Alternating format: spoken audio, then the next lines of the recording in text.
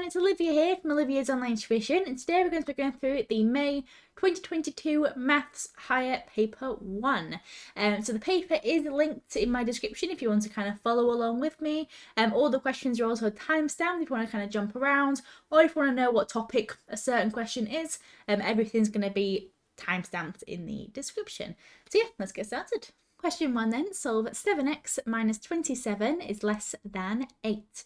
So you can treat this exactly the same way you would treat 7x minus 27 equals 8.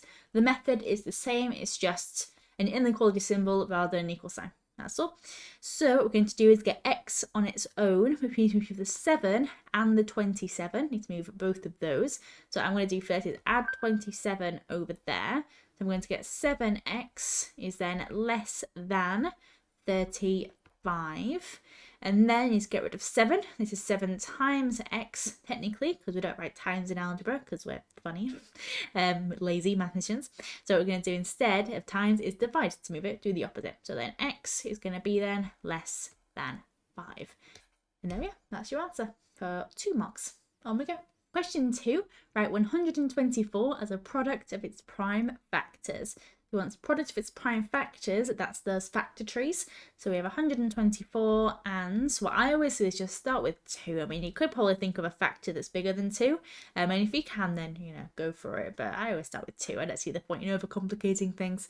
And then half of this is 62, half 120, and then the 4. And then I'm going to half it again. So I'm going to get 31. And then numbers that go into 31, none of them because it's prime. So therefore, product of prime factors is going to be 2 times 2 times 31, which we can simplify to 2 squared times 31. And there we are. That will be your answer. On we go. Question 3. A delivery company has a total of 160 cars and vans. The number of cars to the number of vans is 3 to 7. Each car in each van uses electricity or diesel or petrol. An eighth of the cars use electricity, 25% of the cars use diesel, the rest of the cars use petrol. Work out the number of cars that use petrol. You must show all your working. Okay. So, in order to use either of these facts, I need to know the number of cars, right? Because that uses cars. That uses cars, therefore I need to know the number of cars. And for that, I am going to use this ratio there. So this ratio tells me that 3/10 of that 160 cars and vans are cars. So I've gotten that from 3 parts out of the total 10 parts if you add them together. 3 parts out of the 10 are cars. 7/10 of the 160 are vans. However, I don't really care about that because they don't care about vans down here, so why should I? So I'm going to leave that alone. But I am going to work out 3/10 of, remember of means times, so 3/10 times 160 over 1, because I want to do fraction maths. It's currently not a fraction, so I'm going to make it into 1. And then what I'm going to do is I'm going to simplify across. I could just times that and get 480 over 10, but I'm going to simplify first to get 1 and 16. You can always do that as long as you're times in the fractions, kind of fraction by fraction. You can simplify across if there's something that divides into the diagonal. So that is then going to give me 3 times 16, which is 48, over 1 times 1, which is 1, which means that there are 48 cars in total. And there we are. Next up then, we know that an eighth of those cars, so an eighth of those 48 use electricity. So if I kind of finish off that sum, an eighth times 48 over 1, that is 48 over 8, which is 24 over 4, which is 6. So 6 cars use electricity. There we are. And then diesel, so 25% of the cars, so of that 48 use diesel. I'm going to convert that percentage to a fraction, because I think it's a bit easier to work with, because if you divide it by 10 and double it to get 20%, and then half the 10 to get 5, add them all together, they'd be decimal, which I don't really want to deal with, to be honest, because it's not paper 2, paper 3, it's paper 1, so no calculator. I don't want to double decimals. No point in making extra work for myself. So I'm going to convert this to a fraction. Make it a bit easier. So 25% is a quarter. I should hopefully know. So a quarter of 48. So that is, where are we? 48 divided by 4. For again, the same reason, because it's times, and it's 48 over 1. So times top, times bottom, you get this guy here. And if you simplify that, you get 24 over 2, which gives you 12. And there we are. And then, so that's 12 cars that use diesel. And we have 6 cars in electricity, 48 cars in total. Therefore, the number of cars that use petrol is, make sure you can see it, 48 minus 6 minus 12, which is 30. And that, if I kind of box it in a different colour, is your answer. 30 cars use petrol. And there we are, and that is 5 marks. So a lot of work, although very similar work. I think it's all kind of fraction stuff. I mean, I guess down here you could have done it as a percentage rather than a fraction, but yeah, all very similar stuff. It's just a case of being careful with your numbers, that's all. But there we are, on we go. Okay, then question 4, got standard form, right? 1.63 times 10 to the power of minus 3 as an ordinary number. So what I do for this is I write out the number again. Oops, still in purple. Let me get it back to black. So I write out the number, 1.63. And then if it's minus 3, it's going 3 left. So I'm going to go 1, 2, 3.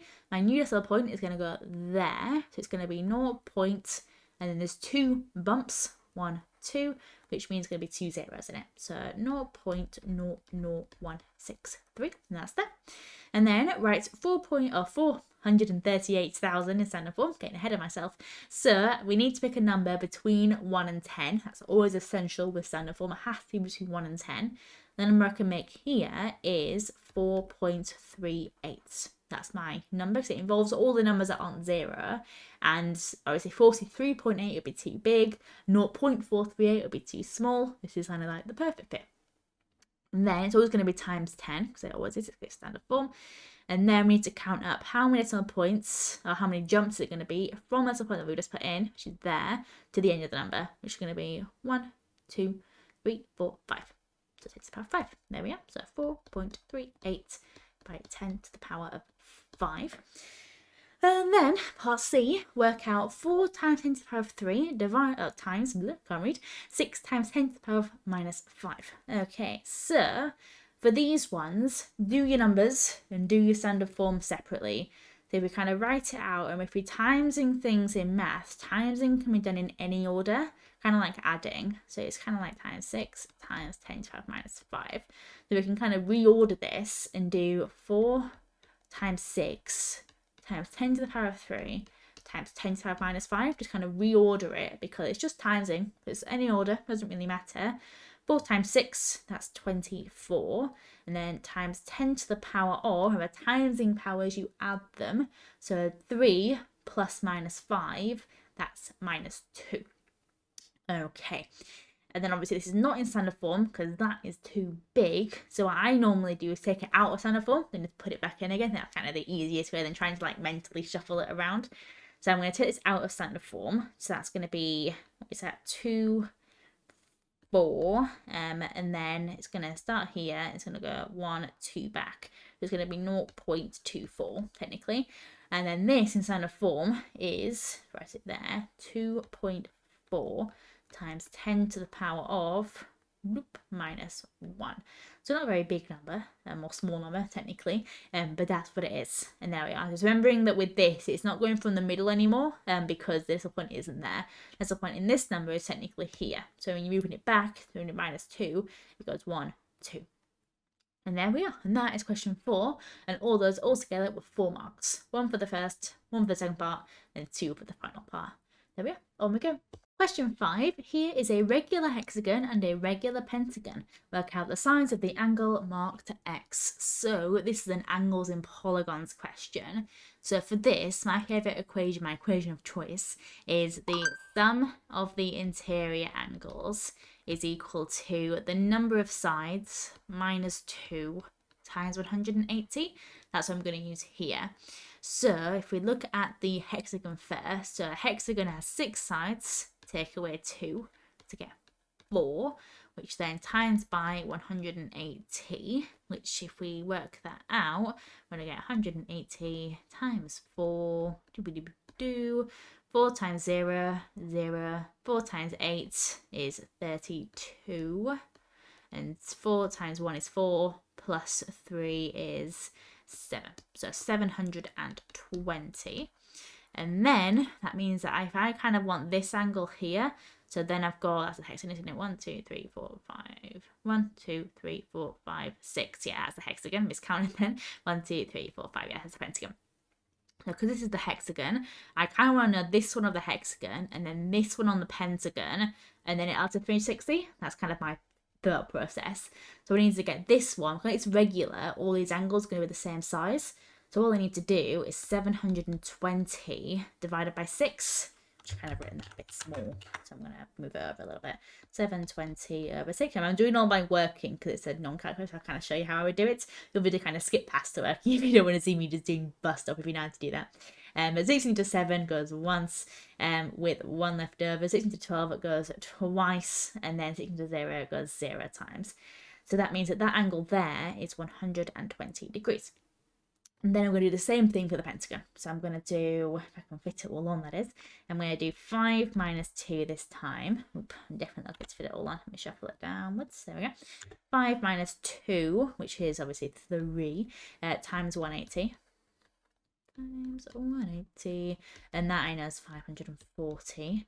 And then 540 divided by 5, because it's 5 angles. So 540 divided by 5. 5 into 5 goes once. 5 into 4 goes no times, 4 left over. 5 into 40 goes 8 times. Yes, it does. There we go. I had to think about that for a second. That's no good. 108. Rubbish with my times tables. Never learnt them. Does see the point, which is a funny for a maths teacher to say, I think. But I don't know. Never liked my times tables. And there we go. So what we can do here then is then add those up. So 120 plus 108, which is 228, yep, and then 360, take away 228, take those away, 0 minus 8 you can't do, so we're going to borrow from there to get 2, 5 minus 2 you get 3, 3 minus 2 you get 1, and therefore x is 132 degrees. And there we have it. Obviously, if you knew time was better than me, probably a bit quicker, but there we are. And there we go, on we go then. Question 6. Complete the table of values for y equals x squared minus 3x plus 1. So it's just substitution is a question like this. They've given us an equation for y. They want us to put all the x's in to tell us, or to tell them what y is. And there we are. So we get y equals, first value is minus 1. So minus 1 squared minus 3 lots of minus 1 plus 1. So y is equal to then minus 1 squared, which is 1. Take away minus 3. Which is plus 3, because minus minus, plus 1. So then we have 1 plus 3 plus 1, which is 5. And then if we move on a little bit, we have y equals 2 squared minus 3 lots of 2 plus 1, which is 4 minus 6 plus 1. 4 minus 6 minus 2 plus 1 is minus 1.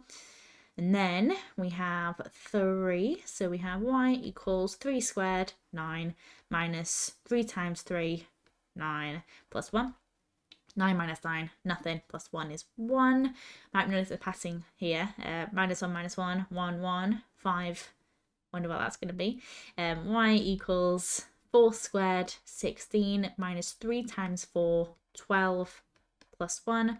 So y is equal to 60 minus 12, 4 plus 1 is 5. And there we are. That'll always be something like that. For quadratics, there'll always be some sort of a pattern. And then let's plot it on here. These are just coordinates, remember. If you kind of read them down, it'll form the brackets. So minus 1, 5. So we get minus 1, 5, 0, 1, 1, minus 1, 2, minus 1, 3, 1, 4, and 5.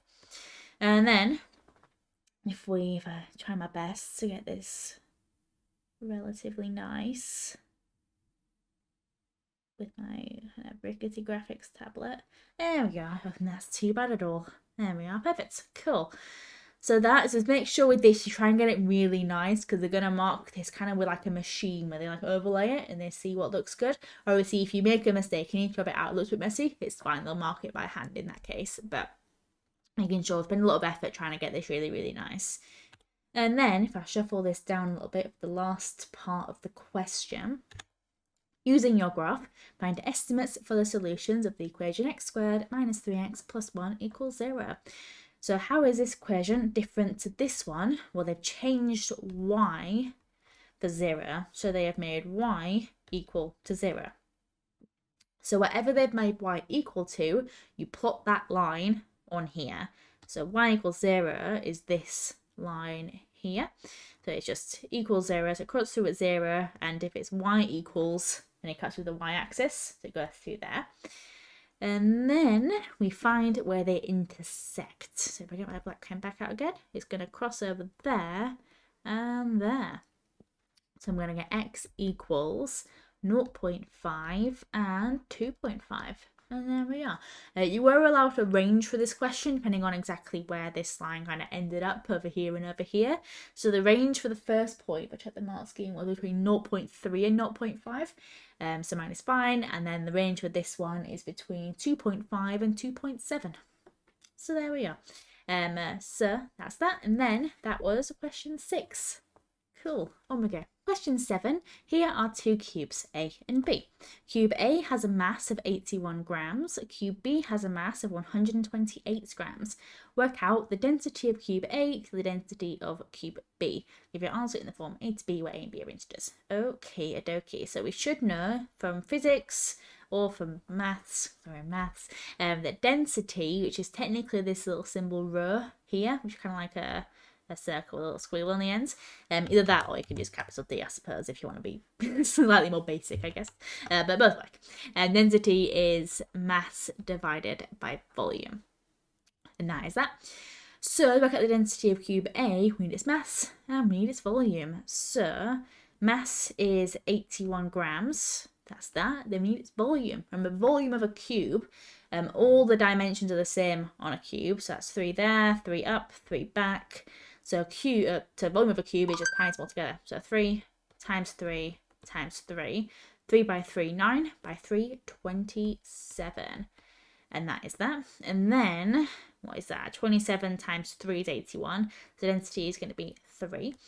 And then density of the other guy, cube B, so that's cube A.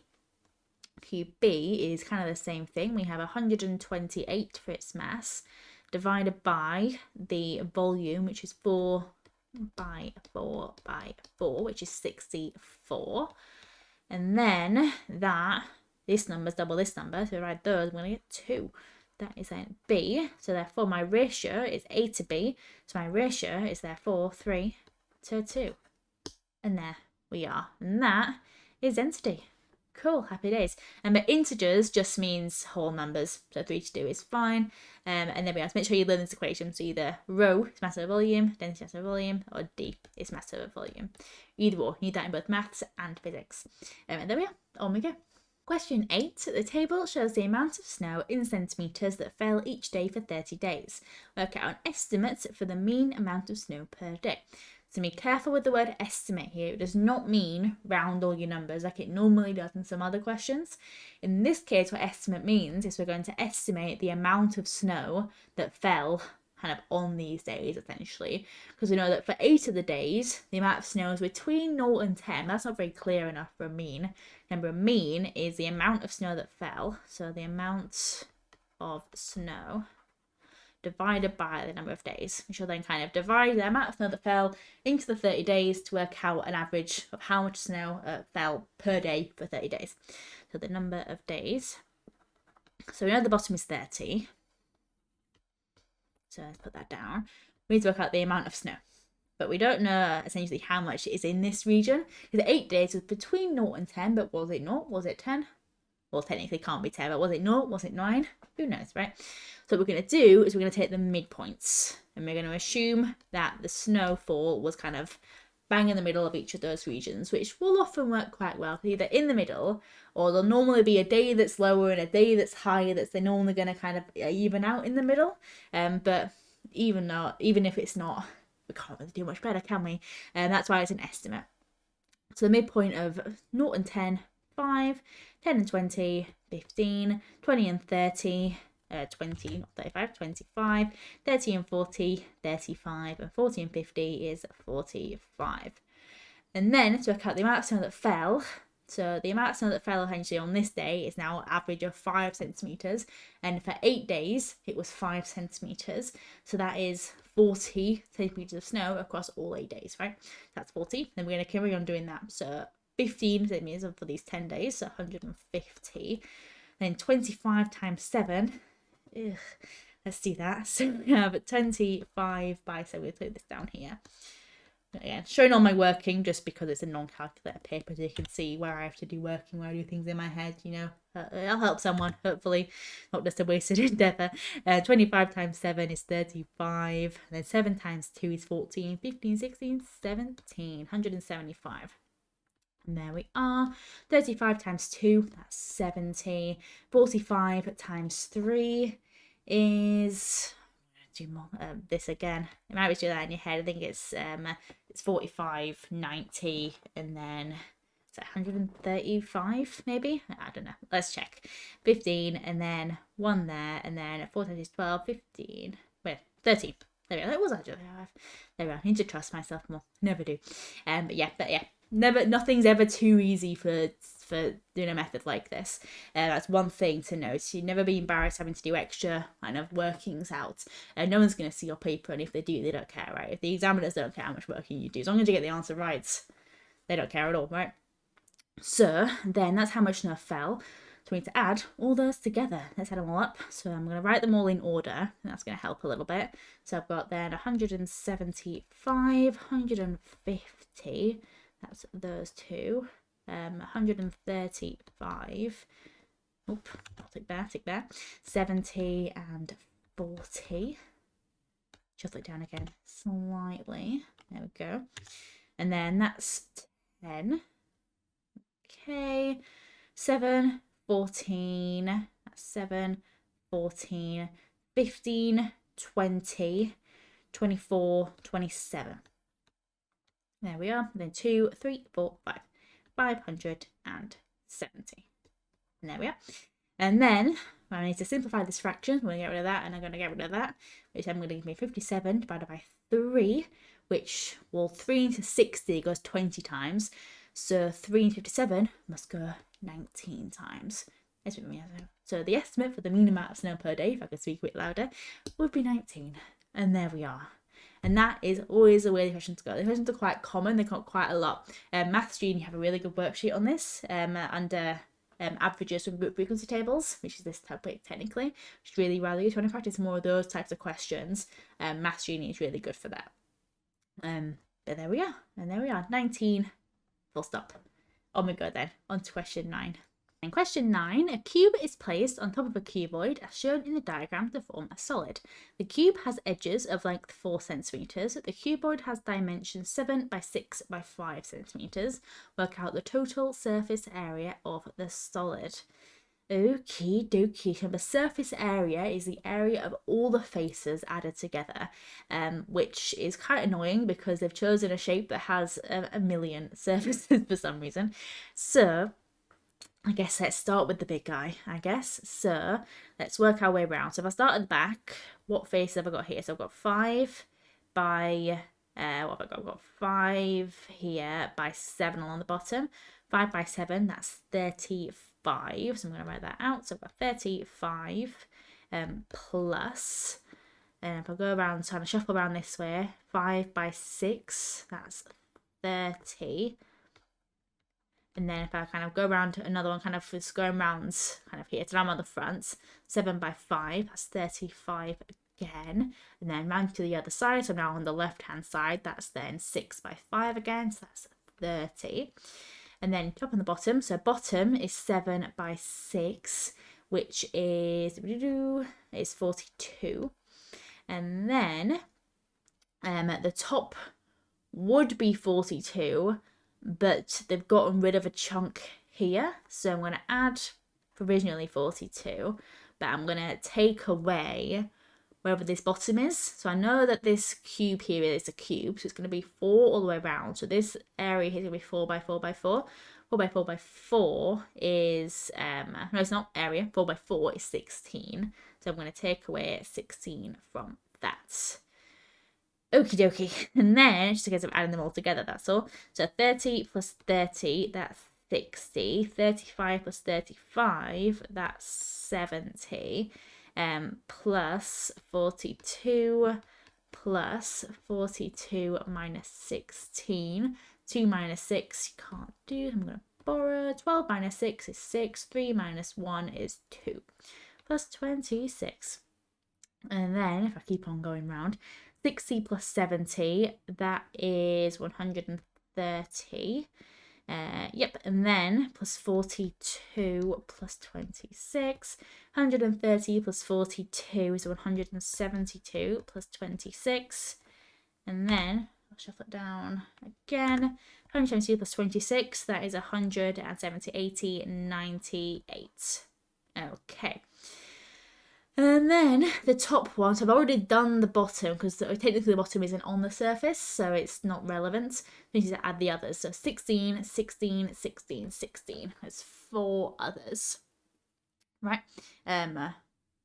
Or 5 others technically. 6 side of cube. It's top, bottom, left, right, up, down. Taking 1 away. I've taken the bottom off.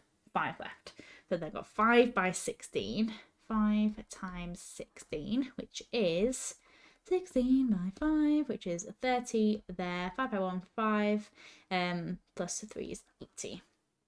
Okay, so I've got 198 plus 80. Again, showing all my working, it's paper 1, so showing everything I would do, just to kind of give you guys an idea. So 8 plus 0 is 8. 9 plus 8, that is 17. And then 2. So 278. And there we are. Bit of a faff. Easy to make mistakes there. Obviously, you're doing it all manually. Obviously, some people are better at mental maths than others. Some people just aren't naturally gifted with mental arithmetic. I am definitely one of those people. I hate mental maths. Written maths, any day. Give me a calculator and some complex algebra, I am there. But mental maths, something I've never been good at for some reason. Brain just doesn't work that way. Can't do multiple things at once. I can do one thing at once, and that is all. So something like this will be much harder for some people compared to others. But if you have to do all these little tiny bits of working, that is absolutely fine. Never be embarrassed how much working you have to do. You have to write everything down. Write it all down. That was like one hurdle that I had to overcome when I was first doing GCSE maths or QCSE maths even. I only started getting good at maths when I stopped listening to people when it's like, oh, you don't have to write that down, do it in your head, do it in your head. When I stopped listening to that and started writing things down, my maths grades shot up. I actually started liking maths when I was stopped like being so frustrated, I did it in my head. But there we go, little life lesson from Olivia. But there we are. So we'll move on for now. That's 278, and that's that question done. On we go. Question 10. The table shows some information about the profit made each day at a cricket club on 100 days. Completes the cumulative frequency table. So cumulative just means added up essentially. So we're adding collectively as we're going through. So 0 to 50 is just 0 to 50 because there's nothing else that comes after it, which is 10. 0 to 100 is both 0 to 50 and 50 to 100. So we're adding these two together to get 25. And that's going to be the pattern. Then we're going to add 25 to the next one to get 50. It's easy. Get 50 and we're going to keep going. So then 50 plus extra, which is 30, which gives 80. Plus the next one, 85, plus the last one, 100. You know you've done it right if you end up at the right number of days, but it doesn't hurt to check. You might have done 2 wrongs to make it right.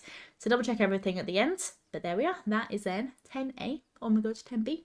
Okay, then part B, on the grid, draw a cumulative frequency graph for this information.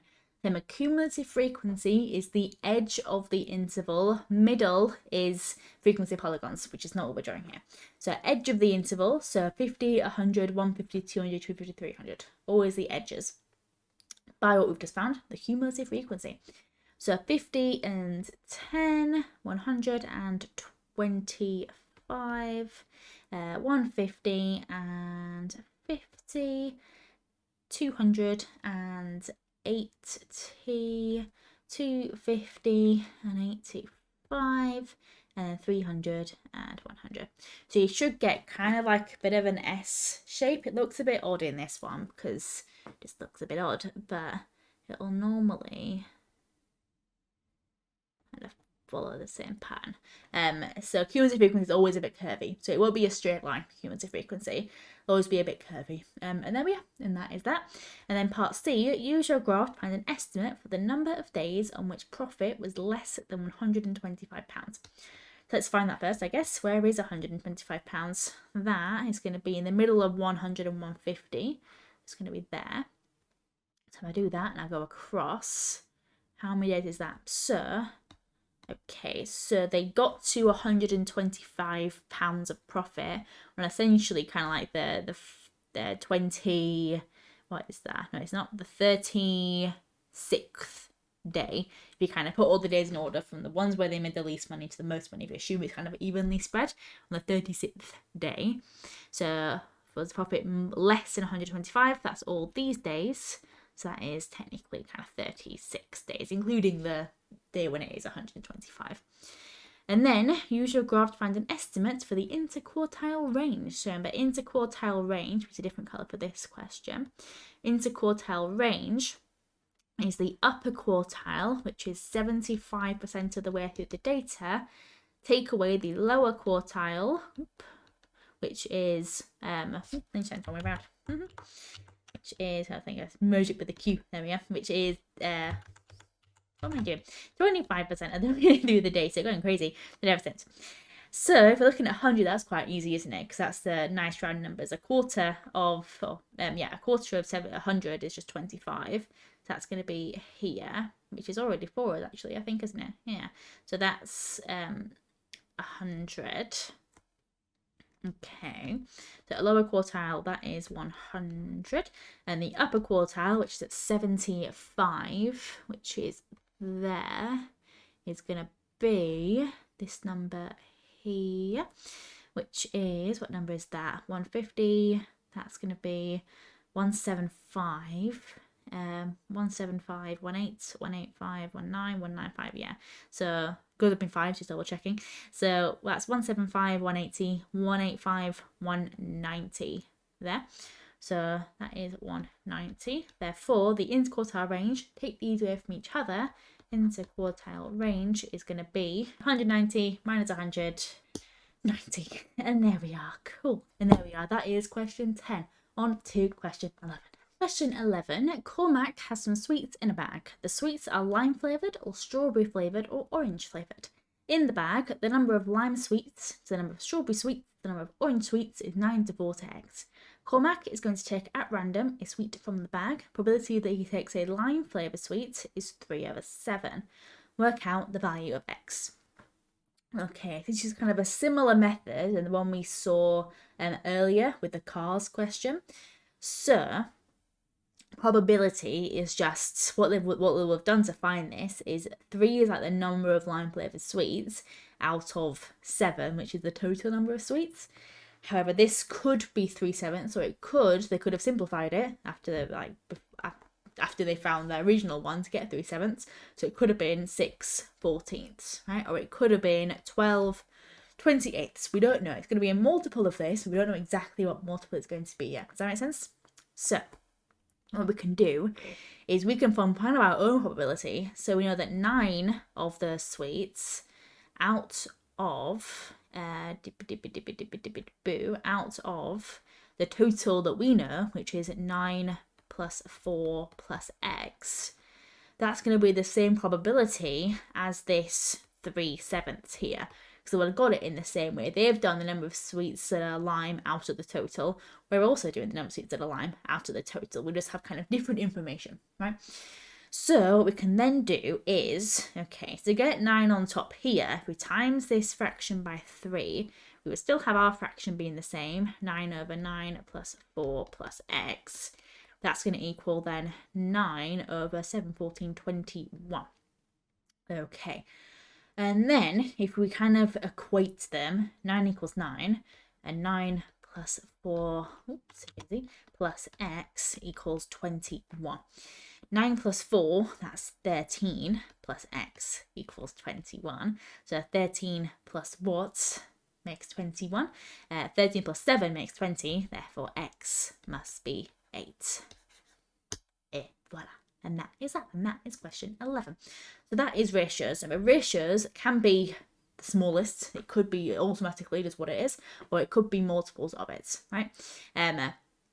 So what they've done to find this, we've also done with our ratio, ratio up here. There we are, and that will be 3 marks. On we go.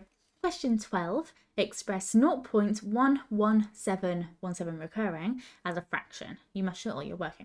So these questions are great ones to get. If you get these, you've got very lucky, right?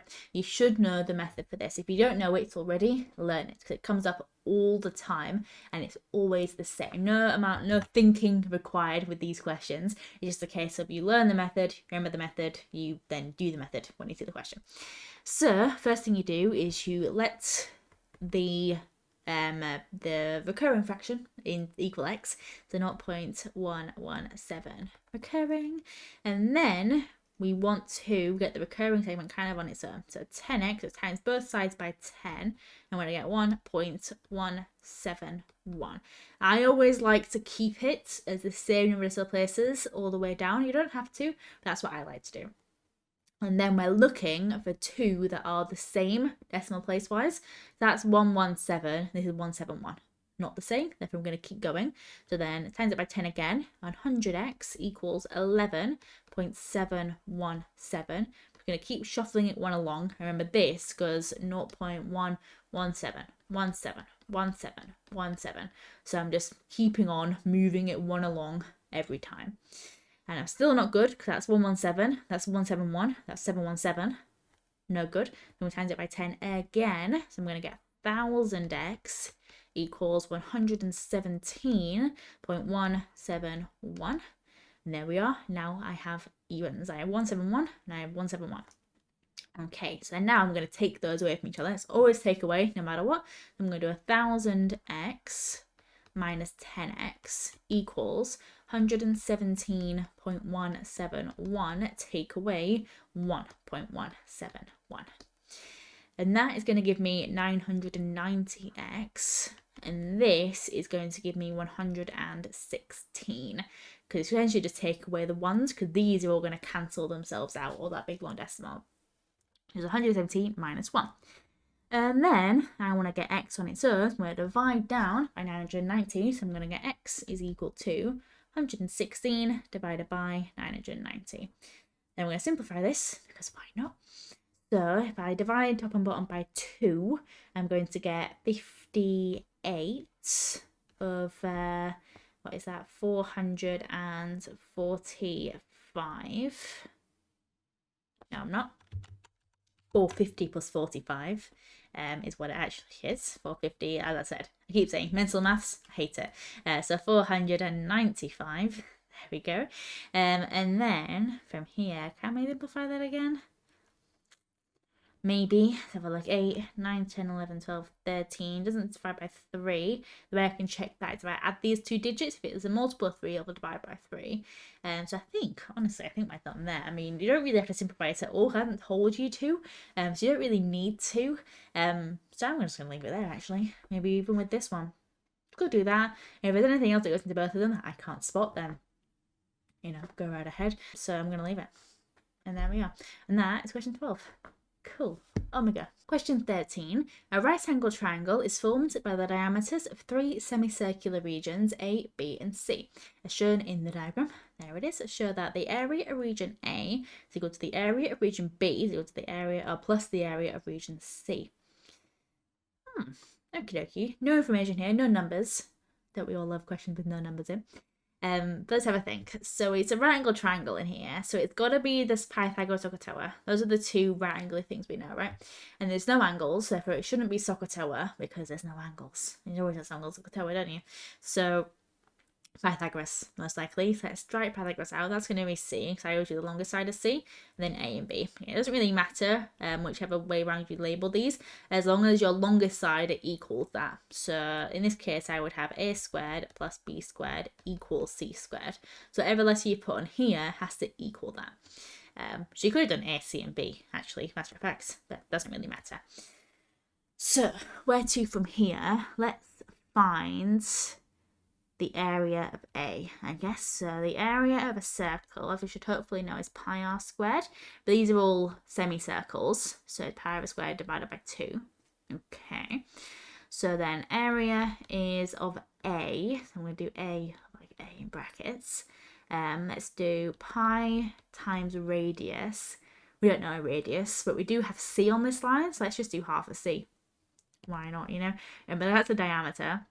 So radius is half of that. It's going to be half of C all squared divided by 2. Bit gnarly, but that's okay. So a half of C all squared, that's a quarter of C, because you do half times a half is a quarter. So then you're dividing that by 2.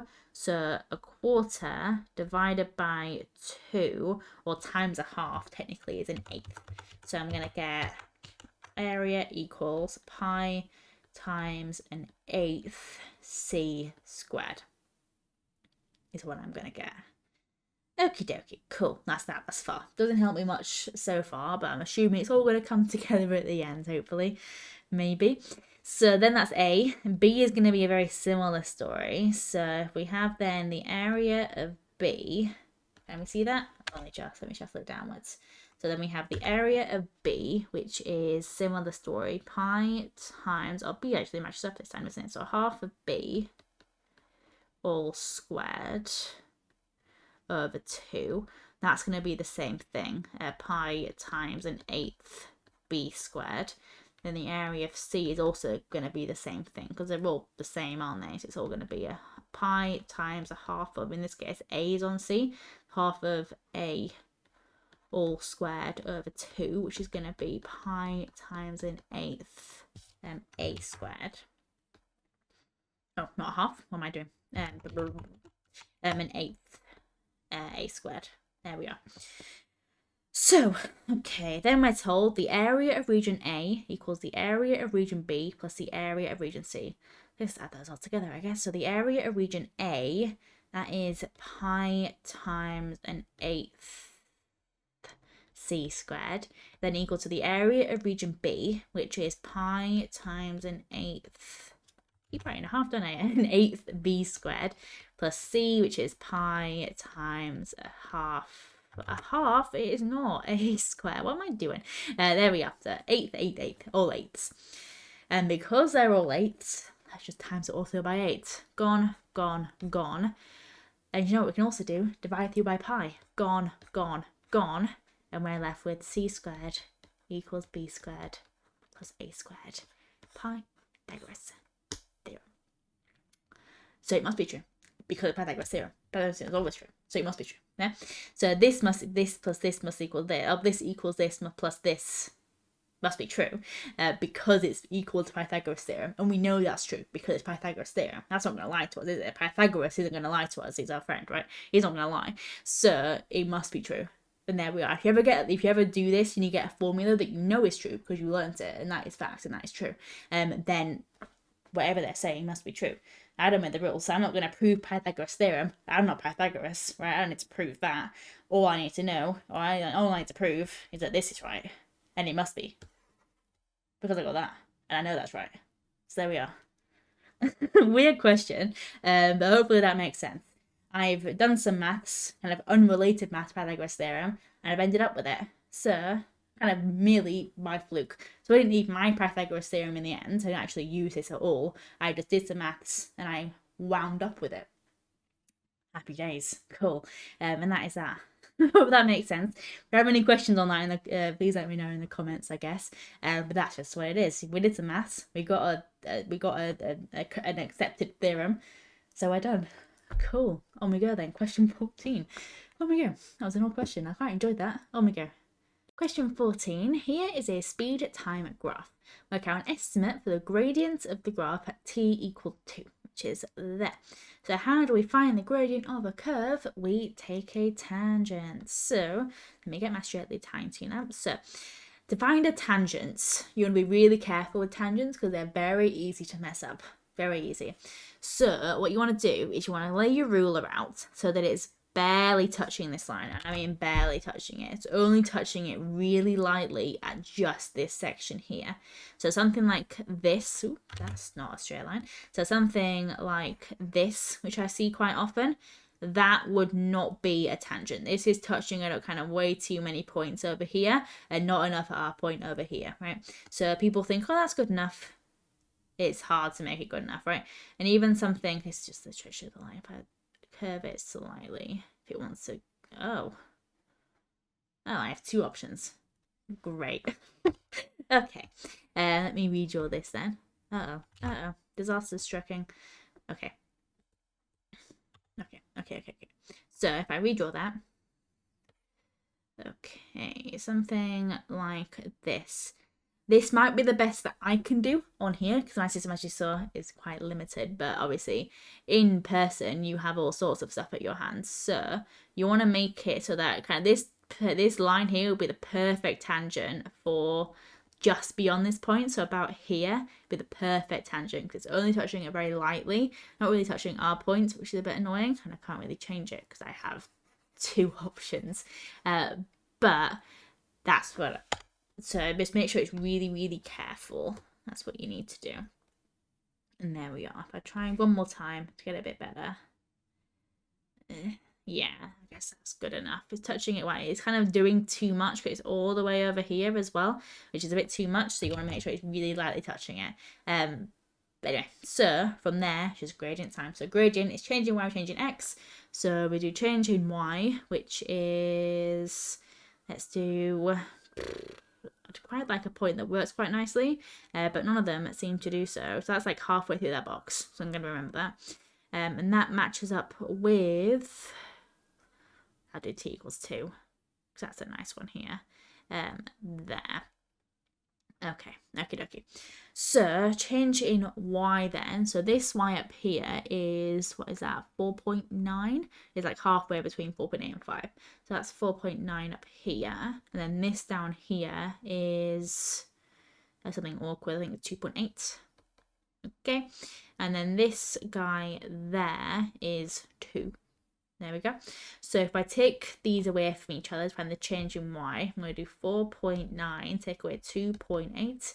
That gives me 1. That gives me 2. 2.1. Easy peasy. And then divide that by 2. So I'm essentially doing 2.1 divided by 2, which is the same as doing kind of 21 divided by 2. So let's not point back in. 21 divided by 2 is 21 divided by 2. That's 10.5. So that's going to be 1.05. And there we are. So that is the estimates for the gradients. Full stop. And then part B, what does the area under the graph represent? Kind of a very physicsy question. So the area under the graph represents the distance travelled by whatever's moving.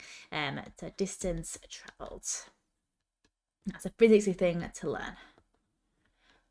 Area under the graph is distance travelled on a velocity or speed time graph, both in maths and in physics. And there we are. And that is then 4 marks. Cool. On we go. Question 15. A, B and C are 3 points such that A to B is 3A plus 4B and A to C is 15A plus 20B. Prove that A, B and C lie on a straight line. So, proving that vectors are on the same straight line is if one vector is a multiple of the other vector. So, if I factorize this, and if I pull out, what can I pull out? If I pull out 5, so A to C, if I divide out by 5, I'm going to get 3A plus 4B. When you look at that, that is 5 lots of A to B, which is 3A plus 4B. So A, B and C are on the same straight line as the vector AC is a multiple of AB. But if it's a multiple, actually by AC twice, AB. If it's a multiple, if it's then A to B is like that, then A to C will just be 5 times it, so it'll just be 5 times bigger. So it'll still be on the same straight line, just be like over here, essentially. So that being like 1 lot, and then all of this being like 5 lots of this little line. And there we are. And then D, E, and F are 3 points on a straight line such that DE is 3E plus 6F, and E to F is minus 10.5E minus 2.1F. Find the ratio of the length of D to F to the length of D to E. Okay, so we know what D to E is. So D to E is 3E plus 6F. We need to find D to F. When we have D to E and E to F, if they're on the same straight line, then one's kind of be like this situation again. It's like that's going to be D, that's going to be E, that's going to be F. So if we add this vector to this vector, we're going to get the full vector. So what we're going to do then is we're going to do 3E plus 6F plus minus 10.5E minus 21F. We're going to add them together. It's a bit squished, but that's okay. So we're going to do 3E minus 10.5E, which is minus 7.5E. Then 6F minus 21F, which is minus 15F, is then the ratio to 3E plus 6F. And then, what can I do here? What can I do? Well, actually 7.5 is double 15 and 3 is double 6. So if I pull out each of these initial numbers, I pull out 7.5, that's going to give me E minus 2F. And if I pull out 3, that's also going to give me, actually, plus. Yeah, there you go. I've taken out the minus over there. 3 is going to give people E plus 2F, much like it is over there. And then I can just divide through by those, get rid. I'm going to left with minus 7.5 to 3. I can get rid of this minus because length can't be minus. So I'm just going to get rid of that because it can't be that way. So get rid. And then I want to simplify this because I can't have a decimal in my ratio. So I'm going to double it to get 15 to 6. Then we divide it by 3 to get 5 to 2. Voila. And that is that. So, to recap, just because I might as well. So, we know D to E, we know E to F, we know they're on the same straight line. So, D to F must be D to E plus E to F, because if D is there and E is there, and F is there, D to F must be DE plus this gap here, EF, right? So, it must be, okay?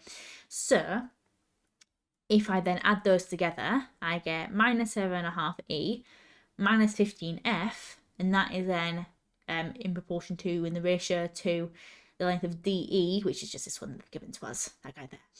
And then I'm going to simplify the ratio by factorising something out, getting rid of something that's the same on both sides, because I can do that. I can just kind of cancel out like it's a fraction. And then I'm left with 7.5 to 3, but we don't like decimals, so I'm going to double it, and I'm going to simplify it again, 5 to 2. And there we are. Cool. Not the worst vector question I've ever seen. Much better than some of the other ones you get right at the end of the paper. It's a little bit odd, all the same. But yeah, that's question 15. On we go. Question 16. A first aid test has 2 parts, a theory test and a practical test. Probability of passing the theory test is 0.75. Probability of passing only one of the 2 parts is 0.36. The 2 events are independent. Work out the probability of passing the practical test. Okay, so what I'm going to do here is a tree diagram, because I think that's the kind of the easiest way to kind of lay out what we're seeing here. We're going to pick branch 1, branch 2, and then 1, 2, 1, 2. Okay, so let's do theory test on this one, then practical test being on these branches. So you either pass or fail the theory test, and then once you either pass the theory test, you will then either pass or fail the practical test. If you fail the theory test, you'll either pass or fail the practical test. Okay, so what do we know? Probability of passing the theory test is 0.75. Let's put that there, 0.75, which then means probability of failing it is 0.25. You always add to 1, remember. And then probability of passing only one of the 2 parts is 0.36. Okie dokie then. So if we call the probability of passing the practical x, probability of failing the practical will then be 1 minus x. Okay, because they all add up to 1. So probability of passing it is x, probability of failing it is 1 minus x, because we need to work with these branches because we have this, but we don't know the numbers. So we'll put x on it and go from there. Probability of passing only one of the 2 parts is 0.36. So what could they do to pass only one of the two parts? So they could, if I get my different colour pen out, they could pass the practical and then pass the theory, sorry, then fail the practical. Or they could fail the practical and then pass the theory. Those are the two things that they could do, right? So if we do the first one first, I guess, pass the theory and fail the practical. So that would be 0.75 multiplied by 1 minus x. So all of that multiplied by 1 minus x. Then they could fail the theory and pass the practical. That would be 0.25 multiplied by x. And there we are. Then these two added together is 0.36. So 0.75, I expand this, 0.75 minus 0.75x is equal to, oh, no, it's not, plus 0.25x is equal to 0.36. Okay. So then what I can do is, if I add these, I get 0.75 minus a half x. You can't see it. Let me shuffle it downwards. Equals 0.36. And then if I take that over there, actually I'd rather add that over there than take this over here. So I'm going to do that. So I'm going to get then half x positive, if I added it to the other side, is then equal to 0.75 take away 0.36. I'm going to borrow one from there, take that equals 6, 15. 15 minus 6, that's 9. Okay. And then 6 minus 3, that is 3. That's 0.39. And then we're divide by a half, which is the same as doubling it, which is then going to give me 0.78. There we are. So x is 0.78. Okay. We want to work out probability of passing the practical test. Well, passing was x. And that is that. And there we are. Cool. So, to recap, I think I might as well. I think I got some letters on my round up here, didn't I? So, a first aid test has two parts, a theory and a practical. So I've got my theory section of my tree and my practical section of my tree. And they are independent, which means that you can pass one and fail the other. It's not like you have to pass a theory to be able to do the practical. So the theory, you can either pass or you can fail it. The practical, you either pass or fail, depending on what you do in theory. You either pass and then pass and then fail then pass, fail then fail. Okay. And then we know that probability of passing the theory, 0.75. So if that's 0.75, that's going to be 0.25 because 1 minus 0.75 is 0.25. And then probability of passing only one of the two parts is 0.36. So you can either pass and then fail and then pass, essentially, right? And then remember, you times along the branches and add at the ends. So if you times that with that, and then that with that, and add them together, you get this long line of working here, which then equates to x is 0.78. And there we are. Cool. And that's question 16. And there we are. Hope that all makes sense. Moving on. Question 17 then. I love these questions, very excited. So y is directly proportional to the square root of t when y is 15, t is 9. T is inversely proportional to the cube of x, t is 8 when x is 2. Find a formula for y in terms of x. Give your answer in the simplest form. So these questions, kind of like the recurring decimal fraction question we saw earlier, always the same method. So it always starts the same way. So we'll look at the top section first. So y is directly proportional to the square root of t. And I'm going to get rid of my proportion sign. I'm going to replace it with k. So y is equal to k root t. Always times k in. And that is it. Then we're told that y is 15 when t is 9, sorry. So 15 is equal to k multiplied by root 9. Root 9 is 3. So 15 equals k times 3. Divide by 3, get k on its own. K is equal to 5. And then I'm going to put that back into here to get a nice equation for what t is when we know what y is, what y is when we know what t is. So we're going to know y is equal to k times root t, which then k, I should have put, is 5 root t. And that is then my equation for y in terms of t. And then we do the same thing for this one. Inverse proportion this time, so slightly different. So in this case, t, I should say, is directly proportional to 1 over the cube of x. Remember, if it's inverse proportion, it's still direct proportion symbol, just 1 over it. Which means that when you times k in, k then goes on top. However, I've already used k. I'm not going to use k again. I'm going to use a different letter. And this, you can really pick anything. I pick a letter that doesn't look like a number, so I won't pick like O, for example. That looks like 0, so I won't do that. But pick a letter that doesn't look like a number. I won't pick L, because L looks like 1, so I won't do that. I'd pick a different letter, like A. Let's pick A. Sounds much like a letter, or a number, I should say. So A over x cubed. Okay, and then when we use y again, what am I doing? So then t. Okay. So then t is 8 equals a over 2 cubed, and then 2 cubed is 8. So 8 is equal to a over 8, which then times 8 up there, we get 64 equals a. So put that back into here, like I did with the other one. I'm going to have t is equal to 64 over x cubed. Okay, and those, which put down slightly, are my two formulas. So find a formula for y in terms of x. All that means is that you want it to be y equals something with x in, and we have y equals here, and we have t as kind of like the connecting link. So I'm going to substitute this equation for t into here, because remember, t is equal to 64 over x cubed, and y is 5 root t. And if t is this, you can just put that straight in there, right? I'm going to move it up here. Might use a different colour, it's kind of a different part of the working.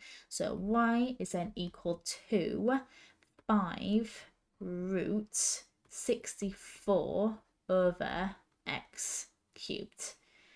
And then, can I do anything else with that? I can do a bit of rules of indices maybe. So y is equal to 5, and then I can do times, kind of split it up, root 64 over root x cubed. I can do some rules of indices with this. Actually, I don't think I'm going to bother. I don't think I need to. This, I think, is as simple as it needs to be from here. Could do rules of indices, change it to a half, and then times them. Up to you. Make it 3 over 2 if you want to. But I don't think you need to. So 5 times root 64, which is 8. So 8 over square root of x cubed. Okay. And then y is then equal to 5 by 8. That's 40 over the square roots of x cubed. And that should be more than sufficient. I'll check the marks, see, make sure you don't have to do any rules of indices things, but I cannot imagine you will need to. You do not. And there we are. This would be 4 marks. And 4 marks in this case is 4 marks. And there we are. That was sufficient. And there we are. Cool. So yeah, I love these questions. They're always the same. They're always consistent. It always goes in exactly the same way. It also comes up quite a lot. So these questions are also, there's quite a few of them on Maths Uni as well. Again, keep recommending Maths Uni. It's really rather good. But yeah, they come up all the time. So I would practice these if I don't like them. But there we are. On we go then to question 18. Okay, then question 18. Question looks like a beast. Look at that. It looks huge. So let's read what it wants. So work out the value of that. Okay, easy peasy, straight to the point. Cool. So I am seeing, the first thing I'm looking at is mixed fractions. I don't want those. Those don't gel with the higher maths way of working, and there's no need for mixed fractions in question 18 of the higher paper. No need for them. So what I'm going to do is I'm going to get rid. I'm going to convert them. So 5 and 4/9, if you times the big number by the small number, 45 plus 4, 49 over 9. And then that's the power of a half. I'm going to leave that for now. And then 4 and 2/3. 4 by 3 is 12, 13, 14 over 3. Okie dokie. And then I'm going to put those back in here. So then we have 49 over 9 to the power of minus a half times by 14 over 3 to the power of 2 to the power of minus 3. Okay, so I'm going to deal with this bit first. If in doubt, what I always do is look for the gnarliest bit, like the nastiest bit, and fix that up first. This is the nastiest bit here, so I'm going to fix that up first. power of minus a half. Remember, power of a half is square rooting, so I wonder why they picked these numbers. They're quite nice for that, aren't they? So square roots, and then negative means flip. So I'm going to take a square root of each of these. So root 49, that's 7, and root 9, that's 3. And then I'm going to flip it because it's a minus. So I'm going to get 3 over 7. And that is now this section complete. 3/7 times 14/3 divided by 2 to the power of minus 3. That's that bit done. So to break it down, 49 over 9. If I deal with the power of a half first, that's just square root 49 over square root 9, which is 7 over 3. And then power of minus 1 just flips it to then get this, okay? And then I need to times these together. I'm going to use a little fraction trick from earlier where you can simplify across. So I'm going to divide both these by 3 and just get 1 and 1, which then means 14 times 1, which is 14, over 7 times 1, which is 7. And then 14 over 7, that's 2. So then I have 2 over 2 to the power of minus 3. Okay, I'm going to rewrite this actually. Oop, I can't even see it. What am I doing? There we go. So I'm going to rewrite this slightly as 2 divided by 2 to the power of minus 3. That's going to help me a little bit actually. Because 2 to the power of minus 3, remember minus is you flip it, and if it's not already a fraction, make it one by doing that. Flip it, so I'm going to get 1, so 2 divided by 1 over 2 cubed. 2 cubed, that's 8. So I'm going to have 2 divided by 1 over 8. Then I want to do fraction maths, so I'm going to put 1 under there. So 2 over 1, oops. So 2 over 1 divided by 1 over 8. Keep flip change, so I'm going to keep that, change it to times and flip it. So I'm going to get 16 over 1, which is just 16. And there we go. If like that. What a fun question. Wasn't that entertaining? Wasn't that fun? I know. I like algebra questions. You might have heard before on this paper. Hate mental maths. Hate times tables. Love algebra. Love all this kind of intricate number stuff. My favourite type of maths. So, to summarise, because there's a lot of steps here. Summarise. If I see a mixed number on the higher paper, I'm going to get rid of it. Even on the foundation paper. Get rid of it, right? You don't need it. Don't need that in your life. Get rid of the mixed number. Convert it. So 5 and 4/9 was 49 over 9. 4 and 2/3 was 14 over 3. Remember, times the big number by the bottom number, then add the top to get this number. And the denominator always stays. Okay. And then power of minus a half. Remember, power of a half means you're square rooting. Negative means you're flipping. So 49 over 9, power of minus half, will change into 3/7. And there we go. 10 to the 14/3. If I times those, I get 14 over 7, I should say, which then gives me 2. Either by doing 3 times 14 and then 7 by 3 and then dividing it down to you. Or we can kind of cancel across like I did. Over 2 to the power of minus 3. So then I've got 2 over 2 to the power of minus 3, which is 2 divided by 2 to the power of minus 3. 2 to the power of minus 3 is 1/8. If I then do 2 divided by 1/8, that's technically 2 times 8, 16. And there we are on that. Question 18. Tough question, but I thought fun. I quite like questions like that. And there we are. Oh my god, it's question 19. See you there. In question 19, it seems like this end of the paper was made for me. All my favourite questions, all my favourite topics, all in a row. I love algebraic fractions as well. So solve 1 over 2x minus 1 plus 3 over x minus 1 equals 1. Give your answer in the form p plus or minus root q over 2, where p and q are integers. Okay, so one thing to know about algebraic fractions is just because there's algebra in them doesn't change the fraction rules you have seen and you have loved and you have known it since like year 5, right? It's always the same rules. So if you're trying to add fractions together, it has to have this, or they have to have the same denominator. End of story, full stop. No matter what's in them, whether it's surds or algebra or just numbers, same denominator rule always applies. So if it was something really awkward, but it was a normal fraction, so if it was like 7 over, I don't know, 13 plus 3 over, I don't know, 14, right? These numbers are quite awkward, these fractions. So how would you find the base in this case with the numbers? You would hopefully know to times them together. Or you could do the multiples of them, but that just takes ages.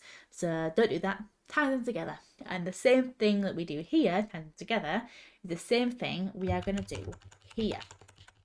So we are now going to get as our denominators the two bases multiplied together. We're going to get 2x minus 1, lots of x minus 1. We're also going to get 2x minus 1, lots of x minus 1, equals 1. And then we need to figure out, okay, what have I times the denominator by? I also need to times the numerator by it as well. So that's another rule of fraction. What you times the bottom by, you also times the top by. So I've times the bottom by x minus 1, so I'm also going to times the top by x minus 1. 1 by x minus 1 is x minus 1. I'm going to put everything in a bracket. You don't really have to with this guy. These guys you do, but this guy you don't really need to. I just like brackets. So I'm going to put brackets. Sue me.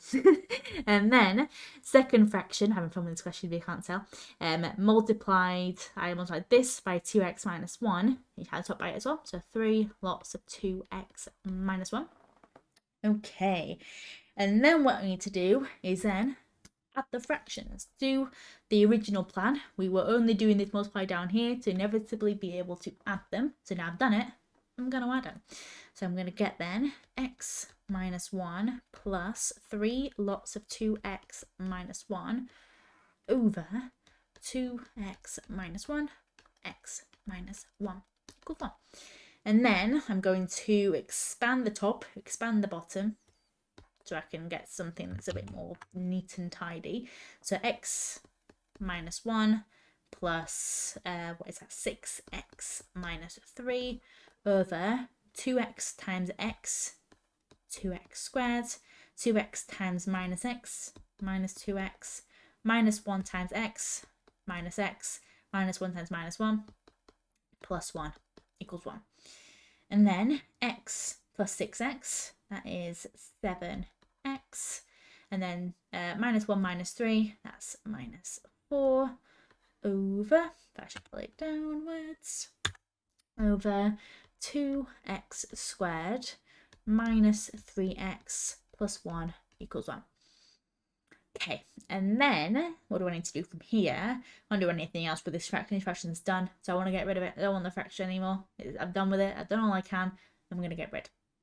So I'm going to times the entire bottom section up here to get rid of the bottom of that fraction. I don't want it anymore. It served its purpose. I'm done with it. So I want to times it all up there. And then all of it times by 1 is just itself. So I'm going to get 7x minus 4 equals 2x squared minus 3x plus 1.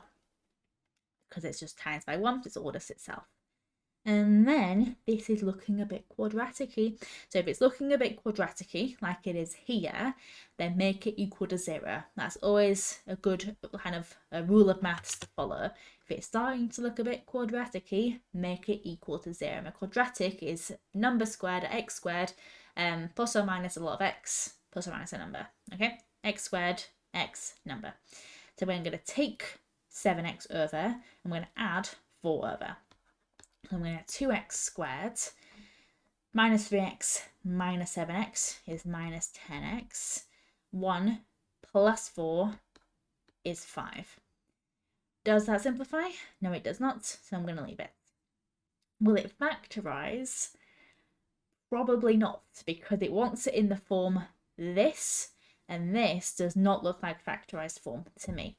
What this looks like is the quadratic formula. Do you remember that guy? The minus b plus or minus the square root of b squared minus 4ac all over 2a guy.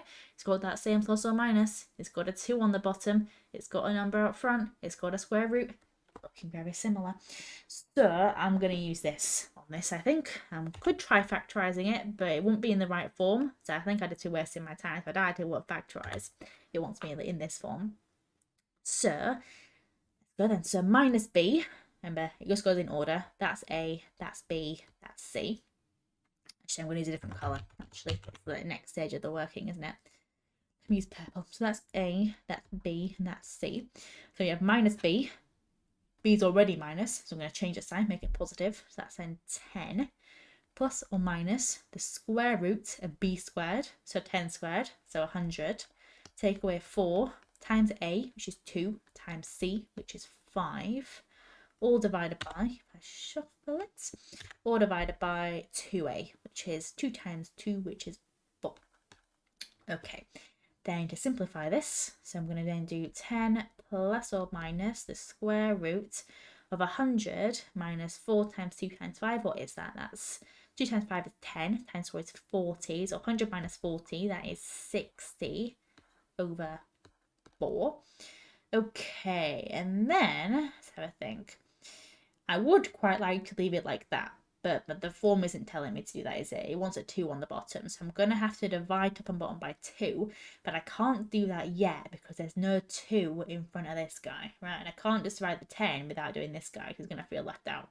So I need to simplify this third. Do that in this little gap over here. So root 60, if you remember simplifying thirds, we split it into 2 thirds that times underneath to get 60. One of them hopefully being a square number. So what square numbers go into 60? Let's have a think. 4 does. Let's do 4 because that would make 2, and all I need is 2 really, isn't it? So 4, how many 4s go into 60? Well, 10 4s go into 40, and then 5 4s go into 20, so they're 15. And there we are, a bit of quick maths from me there, my horrible mental math skills. So then that's going to give me root 4 root 15, which is just 2 root 15, which is then, if I put this over here, I am going to get 10 plus or minus 2 root 15 over 4. Then if I divide that, let me shuffle it, divide that by 2, I'm going to get 5 plus or minus root 15 over 2. Et voila. And that is that. Isn't that a fun question? So, recap then, because we might as well, done a lot of work, might as well recap it. So, adding fractions means same denominator. And if it's awkward like this, times denominators together, that will always work. If we times them together, we then times the first fraction by x minus 1 to do the same on top. We times the second fraction by 2x minus 1 to do the same on top. We then add them together, because that was the original plan, that's why we did this, that's the question at hand. So you add them together, just bring them together, and the denominator stays the same, it doesn't double, it just stays as it is. And then we expanded and we simplified, which gave us then this, which then gave us this. The fraction had then at that point exhausted its usefulness, so I'm going to get rid of it. There's nothing else I can do with this as a fraction, so I need to get rid, I need to move on. So I'm going to get rid of it by timesing the denominator up here, because there's only a 1 there, nice and convenient, it just stays as it is.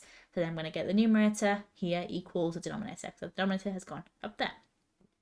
Then it's starting to look a bit quadratically, and a quadratically is like x squared, x a number. If we start seeing that, get it equal to 0, math rule that I would learn, get it equal to 0.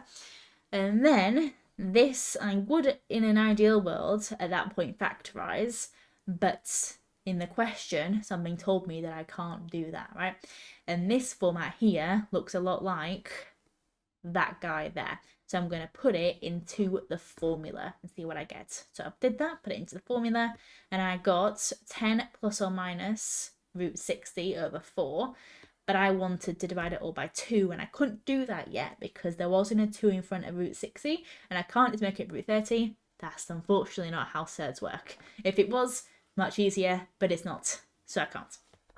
So I need to simplify that third first. So root 60 then becomes root 4 times root 15. Root 4 is 2, so 2 times root 15. So then I get 10 plus or minus 2 root 15 over 4. Now I can divide everything by 2 because everything has 2 as a factor. Divide it all by 2, you get 5 plus or minus root 15 over 2. What an enjoyable question. Wasn't that so much fun? And I always say that to my students and they're always like, no, it was not fun. So unfortunately, sorry if you don't agree. But I like it. I thought that was fun. I like questions like this where you have to use a little bit of thinking, but it all just kind of falls into place, you know. I like ones like that where it isn't frustrating math. It's just maths that all kind of long as you're not doing anything silly and you're following the rules, it all slots into place. That's the math that I like. There we are. That's question 19. Omega. Moving on. Question 20. The centre of a circle is the point with coordinates -1, 3. The point A with coordinates 6, 8 lies on the circle. Find an equation of the tangent to the circle at A. Give your answer in the form ax plus by plus c equals 0, where a, b, and c are integers. And that's the later one. We'll deal with this format later. But for now, I'm going to draw a bit of a sketch. So I've got a ready-made circle because I spent 5 minutes trying to draw a nice one. It didn't work out, hence I've pulled one in from Google.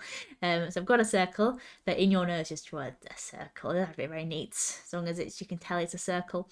And then this is the centre, -1, 3. And then this is the point on the circumference, 6, 8. Then a tangent, the line that will touch that point just once. So, like that. And there we are. That is that. Okay, and then... Okay. So you might have seen a question like this before. It's quite common, actually. But essentially, what do we need to work out to be able to do this? So we need the equation of the tangent. That's for it in this form, but I don't really like that form. So I'm not going to do that the whole way. I'm just going to move it into that form at the end. Because this is a straight line, right? So the form I'm used to using is y equals mx plus c. So that's what I'm going to use, okay? They've asked me for this, but I'll just deal with that later. I'm going to use this for now because I like this one. Doesn't matter which one you want to use. I like this one. So... then what we can do is we need to find the gradient. So to find the gradient of this line, I only have one coordinate on it. Less than ideal. But are there any lines I have more than one coordinate on? Yes, there is. I have more than one coordinate on this line here, which is like the radius of the circle. So what we might know from circle theorems is that the radius meets a tangent at 90 degrees. So these lines here are perpendicular, which means that the gradient of this red line is the negative reciprocal of the gradient of the black line, the tangent. If I find the gradient of the radius, I will also know the gradient of the tangent. Perfect. So let's do that. So the gradient of the red line, remember gradient is a change in y over change in x, which is difference in y, so 8 minus 3. Over 6 minus 1, which is 6 plus 1. 8 minus 3, that's 5. 6 plus 1, that's 7. Okay. And then to find the gradient of the black line, the tangent, I do the negative reciprocal. So minus 7/5, which then means that my equation is now as follows. Y equals minus 7/5 x plus c. Okie dokie. And then, what do I need from here? I need C. So I can't find C from my diagram because it would be kind of probably up here somewhere. But where? Who knows, right? We don't know. We've never been able to draw a diagram accurate enough to be able to read it off of it. So what we need to do is plug some coordinates into here in order to be able to find C. Because we have a y and x value that we can put in this equation that we know works for this equation because it's on the line of the equation, right? So we have 6, 8. So if we put our numbers into here, we have y, which is 8, is equal to minus 7/5 times 6 plus c. Okay. And then what I'm going to do is, what should I do? Let's have a think. I'm going to divide by, no, I'm not going to do that. I'm going to do 6 times minus 7/5. I think that's the easiest approach here. So I'm going to do 8 equals, I'm going to do 8 equals minus 42 over 5 plus c. All I've done there is times 6 up here. And it's 6 over 1 times top times bottom. There we go. And then we're times by 5. So 8 times 5 is 40 equals minus 42 plus 5c. And times everything by 5. Again, there's probably a million different ways you can work around this equation. As long as you get the same value of c for me, doesn't matter how you do it. And then I'm going to add 42 over here. So I'm going to get 82 is equal to 5c, which then gives me c as 82 over 5. Not the nicest number in the world. Ooh, you can't really see it, so I'm just turning my monitor back on again. It's going to turn off. Can't really see it well. There we are. So C is 80/5. So as long as you got that same fraction, doesn't matter how you did it, as long as you got the same number, because there's a million different ways to do that. Okay, and then I'm going to put that back into here so we can see it a bit better. So then we have y equals minus 7 fifths x plus 82/5. And that's the equation of the line. So I found the equation of the tangent, so you can put it into this format here. So what I'm going to do is I'm going to times it all by 5. There's no fractions in this format, so I'm going to times it all by 5, get all these fractions. I'm going to get 5y equals minus 7x plus 82. And then equals 0. I'm just going to shove all this over here. So I'm going to get 5y. So I'm going to get 5y plus 7x minus 82 equals 0. And that is that. That's your answer. That is that. Difficult question, quite tricky, but it comes up quite a lot. So you probably, if you've practiced quite a few of these last questions, you might have seen it before, this kind of method. So if you have a circle and you want to find the equation of the tangent to the circle, it's always pretty much going to be this method. So you find the gradient of the radius, you then do the negative reciprocal, find the gradient of the tangent, you then put in the coordinate that you know that's on the tangent to get C. You then either leave it at that or you rearrange it from there. Now we are then on to the last question. Exciting. Question 21. The diagram shows 3 circles, each of radius 4 centimeters. The centre of the circles are A, B and C, such that ABC is a straight line and AB is equal to BC is equal to 4. Work out the total area of the 2 shaded regions. Give your answer in terms of X. So this question is tough. The question is really tough. One of the hardest questions that's ever been on this exam and on Edexcel maths. Really, really tough. This was in the news in the year that this paper, I remember it vividly. It was in the news where they were like, can you solve the hardest math question for this year's paper? And they were like, oh my god, this paper's the GCSE math is too hard. But they always have questions that, well, not always, but they sometimes have questions on this kind of difficulty. But we haven't seen one in a kind of a few years at this point, because the 2020 papers are kind of relatively simple. This was tough. The first question that we've had in quite a long while was this paper 1 as well. But anyway, so this is the plan. Okay, so this is what I would do. So I'm trying to work out the area of the 2 shaded regions there and there. Not easy because I don't know nothing about those regions, right? So, but what I can do is I can split it into different shapes. That's the only thing I can really think of doing. So what I can do is if I can split it into triangles, because I can do equilateral not equilateral isosceles. No, I can do equilateral triangles. I can do equilateral triangles, which should make it considerably easier. So let's do that. Again, I'm kind of figuring this out as I go as well. So you can kind of see where I would go. This is my train of thought. So these are going to be equilateral because currently they're all radii. Yeah, they've got to be equilateral. Okay, as you might be able to tell because they're all radii thus far. So all these lines that I've drawn, I'm going to draw ones down the middle as well. So every line that I have drawn is connecting the circumference to the centre of a circle. Okay, that's where I am so far. So I have got a series of equilateral triangles. Okay, each with a radius of 4 centimeters. Okay, so if I can find the area of these triangles and the area of the snippets, essentially, right? So this is like the area of, gosh, what would this be? Kind of like the segments here. I'd use a different color. Have a look. So this could be, if I find the area of this, oops, daisy, there's my straight line. So I can find the area of those 2 rectangles, like the one from A to up here to B to down here to A, and then I could find the area of this segment oopsie-daisy, there. And that would tell me that slither and that slither. So I could take those out of this triangle, which would be the same as that slither and that slither. Then all I need here is that slither and that slither. But these slithers are going to be the same as these slithers because it's all symmetrical. It's all a circle. They're all equilateral triangles. So all the slithers are going to be equivalent slithers, if that makes sense. So this guy up here is going to be the same as one of these guys that I've just crossed out, right?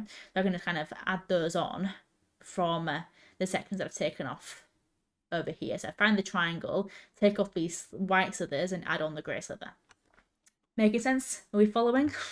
Hopefully. Again, this question's really, really difficult. So I'm going to leave that segment there, I think. So I remind myself later. I know what I'm doing.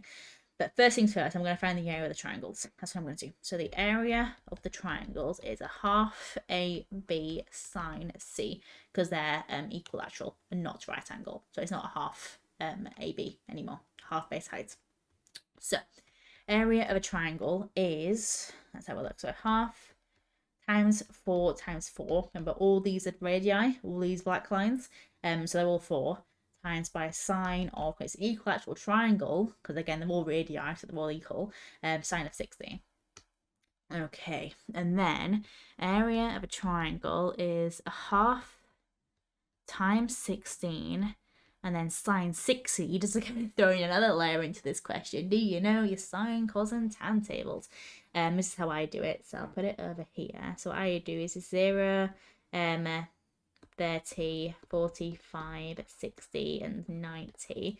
And I've got 0, 1, 2, 3, 4, and 4, 3, 2, 1, 0, all over 2. This is the sine section. This is the cos section. Is how I remember it. So 0 to 90 in the angles you need to know. Then 0 to 4, then 4 to 0, all over 2. And this is all square rooted, all in there. So sine of 60 is then root 3 over 2. Great. Okay. So then if I half 16, that's 8. Then it's 8 times root 3 over 2, which is 8 root 3 over 2, which is 4 root 3. So area of the triangle, I'll follow it through in case you weren't following. So that's 8 times root 3 over 2. And if I times top times bottom, I'm going to get 8 root 3 over 2, but then 8 over 2 is just 4. So I'm going to get 4 root 3. So the area of all these triangles are 4 root 3. Okay? Following thus far, hopefully. And then I want to know the area of this segment here, the purple segment. So I'm going to use a different colour for that. Okay, there we are. Then if I get my purple segment, so the area of the segment is, remember, theta over 360 times by pi r squared. So theta is the angle of the segment, is 60 plus 60. So the area of the segment is 120 divided by 360 times pi times 4 squared. Remember, these are both still the radii of 4. 4's everywhere. So the area of the segment is there, and that's a third times pi times 16. So I'm going to get the area of the segment as 16 thirds pi. Okay. And then if I take this segment and get rid of these two triangles, I will have the slithers. And that's what I want. I want these slithers. I want to know what they are. That's because then I can add them to these triangles and I'm just going to go from there, right? So I want to find the areas of these slithers. That's what I'm working out now. So the area of a slither is equal to the area of the segment, so 16 over 3 pi, take away 2 of the triangles, so 2 lots of 4 root 3, which is 8 root 3. Those are my 2 slithers. Okay. And then let's see what actually I need with these kind of segments here. So if you can kind of see through the colour, we have a triangle. Take away 2 slithers, add on a slither, right? That's the shaded section. So I have a triangle, take away these 2 white slithers, add on the grey. So remember, the white and the grey, they're the same thing. So if I start then finding the area of the shaded region, I'm going to do that in red. Oh, you can't see any of that. Hang on. There we go. That's what I got. So I'm going to do that in red. I'm going to write over here. I'm kind of running out of space. But the area of the shaded, they're all S's, area of the I guess shaded, is a triangle, which is 4 root 3. Technically 2 triangles because there's 2 of them, isn't there? 2 shaded regions. So that's 8 root 3. And then we are taking away, how many slithers? We're taking away 1, 2, 3, 4 slithers. We're taking away 4 or 2 lots of this. Remember, these are the 2 green bits. Taking away 2 lots. So I need 4. I've already got 2 here. So I just need to double the 2 that I already have. Hope you're following. I don't think I still would be. But this is, again, I'm just kind of trying to do it as I'll recap at the end. But 2 lots of that slither, which is 16 thirds pi minus 8 root 3. Okay. And I need to add back on. So that's taking away these 4 slithers, adding back on 2 slithers. So adding on another one of these. So adding on 16 root 3 minus 8 root 3, which means all in all, I'm only taking away one of them. Because if I'm taking away 2 lots of this, then adding one back on again, I'm only really taking away 1, right? So the area of the shaded is then going to be 8 root 3, take away 16 over 3 pi minus 8 root 3. And then if I expand this, I'm going to have 8 root 3, move it over, 8 root 3, take away 16 over 3 pi plus, it's minus minus, 8 root 3, which is going to leave me with 16 root 3 minus 16 thirds pi. Final answer, that's what I've got. Is that right? I don't even know. I don't even know. I've been teaching this, what, for 6 years now? I don't even know. 16 root 3 minus 16 thirds pi. It is right. My gosh, what a question. What a question. What a question. Okay, right. Recap, I suppose. Good Lord. Hope you all followed that. I tried my best. This question's tough. This question's awful, right? This is for like top grade 9. If you're aiming for a grade 9, this is for you. If you're aiming for anything other than a grade 9, this is not for you, right? I mean, you can try your best. You can try your best one. If you understand it, perfect. That is better than the 90% of students. Probably 95 that sat it last year. 95% of students. No one would understand this question. This question is really, really, really, really hard. Really tough. Let's go through it again. So, okay, I'm going to get rid of all my squiggles on here for now. We can restart, fresh diagram, fresh look, fresh everything, right? So, I know that I can't work with a shape like this. I can't work with a shaded area. This is like, what kind of shape is this? It's no shape, right? It's nothing. It's like this, the spinning thing from Inception. I can't work with that, right? So what I need to do is split it into shapes I can work with. And all I know is a radius. So what shapes can I make with a radii? And what I can make is a bunch of equilateral triangles. So that is what I'm going to do. And the triangle work I did in black pen. So I'm going to make just a bunch of equilateral triangles. Just a bunch of them. That's what I'm going to do. I'm going to make a bunch of equilateral triangles. Much like this. Oh, I'm doing that very high. That there, and then, oops, daisy. Make my ruler. That, and then hit the middle. So there we are. I'm just making a bunch of equilateral triangles. My equilateral triangles have 16 every angle. That's what they all have, right?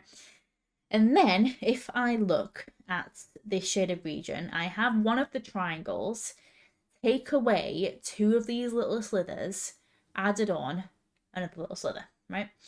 But if we kind of look at it, my lines are a bit wonky. If we kind of look at something up here, these slithers are all going to be the same because they're chopping off the same part of the circle every time, because this here is symmetrical to this, which is the same as this, which is the same as this. So all these slithers are exactly the same all the way around, right? So we can also kind of assume that this slither is going to be this slither, it's going to be this, it's going to be this. They're all the same slithers, right? And by slither, I mean like those little sections that are kind of overlapping, if that makes sense. Overlapping here because they're kind of like that's a slither, and then there's a pen, and then that's a slither, that's a slither. So all these slithers are all equal because they're all being chopped off by equal triangles in the same kind of equal circles. So all these slithers are all the same, which I think it makes it a bit easier to see once I kind of do them all in the same shading. They all look pretty similar, don't they? Because they're all this massive symmetrical shape. So all those are the same. So what I need to do is essentially find how big those slithers are. So I have that. But notice there's no pi in here. So if you also didn't notice to find the equation of a set or the area of the segment, pi is circle-y stuff. So you've got to find the area, most likely, of something to do with a circle. And we can't find the full circles. There's not really much of a point, is there? Because there's just so much. You could find the full circle and take away a bunch of the triangles and then divide it by how many slithers, but then that's just kind of a lot of effort.